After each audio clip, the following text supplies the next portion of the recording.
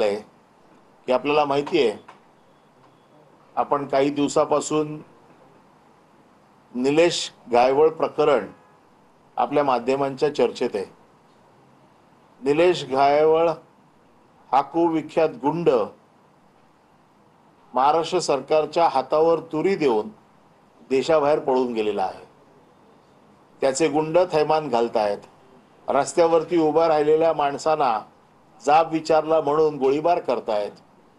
अशा निलेश गायवळच्या भाऊला सचिन बन्सीलाल गायवळ याला योगेश कदम यांनी रिव्हॉल्वर किंवा शस्त्र परवाना मंजूर केलेला आहे. हा शस्त्र परवाना मंजूर करताना, कारण शस्त्र परवाना घेण्याची एक पद्धत असते, शस्त्र परवाना अर्ज करावा लागतो. तो अर्ज स्क्रुटिनीला जातो. स्थानिक पोलीस त्याची पूर्ण चौकशी करतात.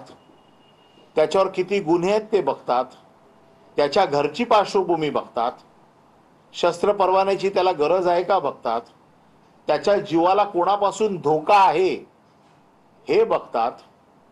आणि जर पोलिसांना वाटलं की याला शस्त्र परवाना देणं गरजेचं आहे तर शस्त्र परवाना दिला जातो.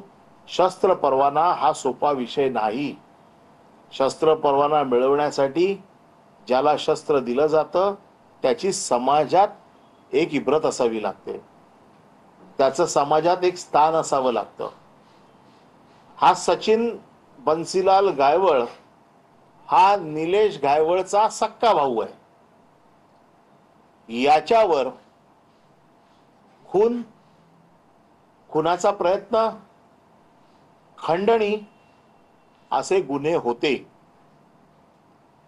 योगेश कदम यांच्याकडे येण्याच्या पूर्वी ज्या वेळेला पोलिसांनी स्क्रुटिनी केली,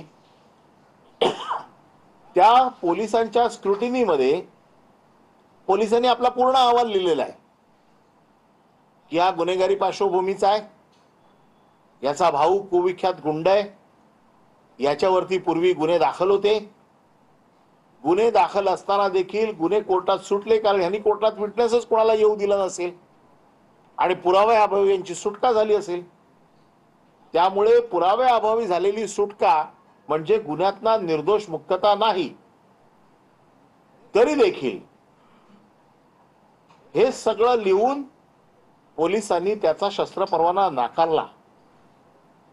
आणि योगेश कदम यांच्याकडे ज्या वेळेला अपील आलं, ज्या वेळेला अपील येतं, मी देखील मंत्री राहिलेलो आहे, ज्या वेळेला अपील येतं त्यावेळेला अपीलमध्ये पोलिसांची बाजू देखील मांडली जाते. दोन्ही सुनावणी घेतली जाते. ही कॉन्स्टिट्युशनरी अथॉरिटी आहे. हे अर्धन्यायिक जज आहेत. गृह राज्यमंत्री हा अर्धन्यायिक जज आहे आणि अर्धन्यायिक न्यायालयामध्ये ही सुनावणी होती. सुनावणीमध्ये दोन्ही बाजू मांडल्या जातात आणि पोलिसांनी जी बाजू मांडली त्या पोलिसांनी मांडलेल्या बाजूमध्ये हे सगळं आलेलं आहे की ह्याची पार्श्वभूमी काय आहे.